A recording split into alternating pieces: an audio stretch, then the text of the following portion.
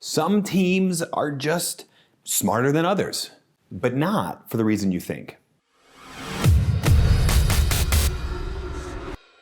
Hey leader, David Burkus here, organizational psychologist and author of 5 best-selling books on helping leaders and teams do their best work ever. Yep, 5, including the new book, Best Team Ever, The Surprising Science of High-Performing Teams. Link in the description if you want to know more about that new one. If you're watching this video, I know that you are going to love it because it dives deep into the research on what explains high-performing teams and the culture of a high-performing team. And one of the weird things about that research is how teams unlock a sense of group intelligence, unlock a sense of being smarter than the average of every teammate there. You might think, right, it stands to reason that a team would perform at about the average of what the IQ or whatever other intelligence or set of knowledge test you're gonna give people. You might think that the team is going to perform right at that average level. And that's what happens for a lot of teams.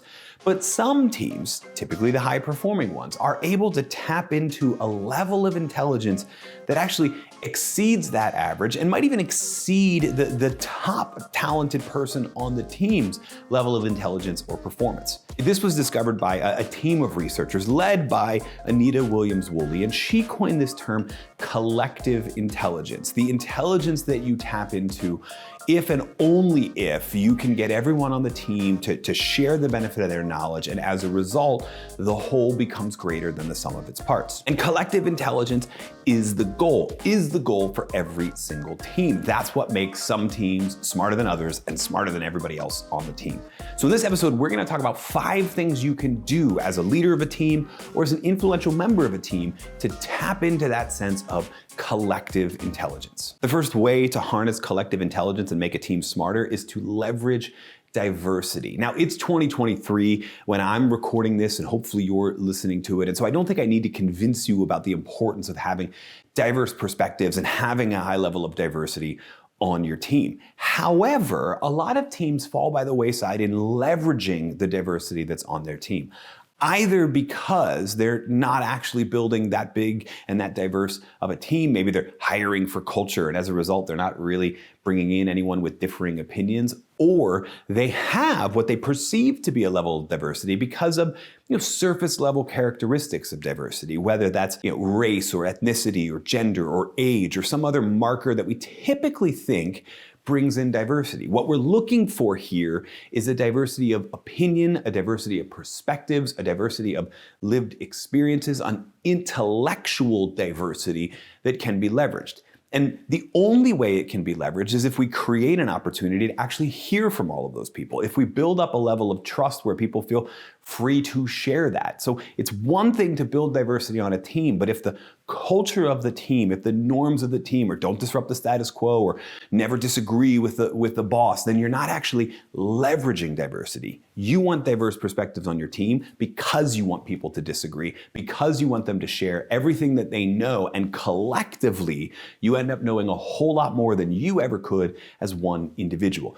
That's how you leverage diversity. The second way to build collective intelligence on a team and make it smarter is to build empathy. And yeah, if we're starting with leveraging diversity, empathy is key to being able to leverage diversity. And when we say empathy here, we're not talking about a personal relationship level of empathy. We're not talking about having to feel someone else's pain or understand their background and their perspectives wholly. I mean, it'd be great if we could get there, but in a work context, what we mean is empathy and understanding of different work preferences, of different knowledge, skills, and abilities on the team, of just the fact that people are different. One of the challenges of a team under a poor leader is that we judge performance or we judge potential based on how similar it is to the leader. But if we want a team that's smarter than average, if we want a collectively intelligent team, what we need is a lot of people who are very different from how that leader acts.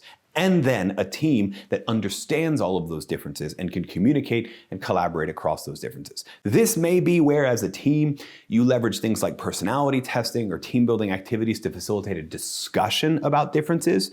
But in truth, empathy is really only built when you act on those differences. And it's one of the reasons I'm such a big fan of team charters or ways of working documents, that we come together and we talk about not just what's different about us, but what's different about how we act, and then what are the group norms that we're going to put into place that help everybody express themselves individually and still find some common ground and build some empathy about each other's perspectives and an understanding that just because they're different doesn't mean you're better or they're better. Because they're different, we're better. The third way to build a collectively intelligent team and to make that team smarter than average is to take turns sharing. This is one of the most consistent findings in the research of collective intelligence and in the research of high-performing teams, and that is that there's some norm in place. Speaking of ways of working, there's some norm in place that forces everybody to share or won't cease a discussion until they know they've heard from everyone. That may be specifically going around the room and making sure that you're hearing from every single individual person. It might be a checklist to make sure we've heard all that feedback. It might be moving the discussion out of a synchronous meeting. It might be saying, let's not actually have a meeting where extroverted, loud people tend to dominate. Let's move this to an asynchronous, text-based discussion where we can make sure that every single person has an opportunity to put their input in. So there's a myriad of different ways that you can take turns sharing. As a leader, the lesson here is just to make sure you may have to make a decision without consulting your whole team on the decision, but do not do it. Do not move forward past the conversation stage, the ideation stage of a problem-solving process before you know you've heard from everyone. And put a norm in place that makes sure that we're taking turns sharing and we're not moving forward until everybody gets heard. The fourth way to build a collectively intelligent team, to build one that's smarter than average, is to listen actively and model the way on active listening as well. It's not enough to just make sure that we're hearing from everybody. That's a great start. But if people don't feel heard, if people feel like you were distracted as a leader, if people feel like you were just looking for something you could hang your comment on and interrupt them and hang your comment on, then they don't feel like they're actually sharing, right? They don't feel like the benefit of their diversity is actually getting heard. And that's a huge problem. It's a huge problem if they sense it from you, and it's a huge problem if they sense it from other people. And one of the number one findings around active listening, respect in the workplace, civil behavior, is that leaders model the way here. More is caught than taught. And so if you are modeling active listening, you're making eye contact, you're setting aside all distractions, you're adjusting your nonverbal body language, nods and those little ums and ahs, and yeah, great point. If you're summarizing, checking in for understanding before you move forward, and then maybe even asking some follow-up questions based on your understanding. All of those are a part of active listening. If you're doing that, and you're doing that consistently as a leader or even an influential teammate, other people are going to see that that's optimal behavior, and they're going to start modeling it as well. And then we get the true benefit of all of that diversity, empathy, and all of that sharing. And the fifth and final way to build a collectively intelligent team, a team that is smarter than average, is to equalize status. Very often what shuts down collaboration, what shuts down conversation, is a default to the hippo, the highest paid person's opinion in the room. Sometimes that's you as a leader, sometimes it's not paid, but it's that person with far more experience, far more tenure in the job than anything else. And as a result, that person speaking early or that person speaking forcefully can shut down everyone else's opinions, everyone else who has a conflicting idea but now doesn't want to share it because that high status person has shared something that they would end up being disagreeing with. And do you really want to pick that fight or not? And that's why it's so important to equalize status. Now, there are some teams that do this symbolically, right? I mean, I think about symbols and I think all the way back to King Arthur and the Knights of the Round Table, the idea being that everyone in that council is equal. We're equalizing status. I've worked with military teams that adopted the ritual in certain situations of taking off their hats, the ones with insignias about who ranks where, and symbolically taking off their rank before they have that discussion. It could be as simple as paying attention to the language we're using. Are there certain people on the team we're calling by first names and others we're saying Mr.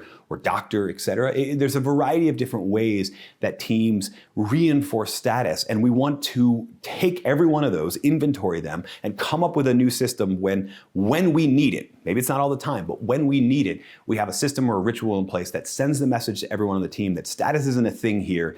Everybody is equal. That's why we're taking turns sharing. That's why we're building empathy. What we need is a level of status where everyone's on the same playing field, everyone's in that round table, and as a result, our discussions are going to be a whole lot better. You as a leader are thinking about the ways you could get started building collective intelligence or pursuing collective intelligence on your team. That status one might be the best one to start. The things that you do to lay down your own status, the things that you do to send the message that you are just a member of the team in this scenario and all opinions are equal, those are the things that are going to help you leverage diversity. Those are the things that are going to help you build empathy. That's the reason you're going to take turns sharing. And if you're doing it combined with that active listening where you're modeling behavior, then you're going to get a discussion where everyone truly does feel like equals. Everyone feels like we're in a discussion about ideas and a discussion about getting information out and not a power struggle that degrades the quality of that collaboration. And when you do that and you start to enhance the quality of that collaboration,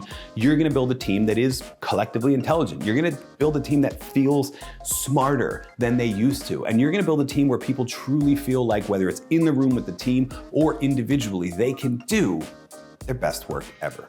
Oh, and one more thing. These were tactics towards building a collectively intelligent team, but one thing we didn't explore in this video is just how much trust is required on the team to employ any of these tactics. And that's why you're going to want to check out this video here on how to build trusting teams if you want to build a team that's smarter than average.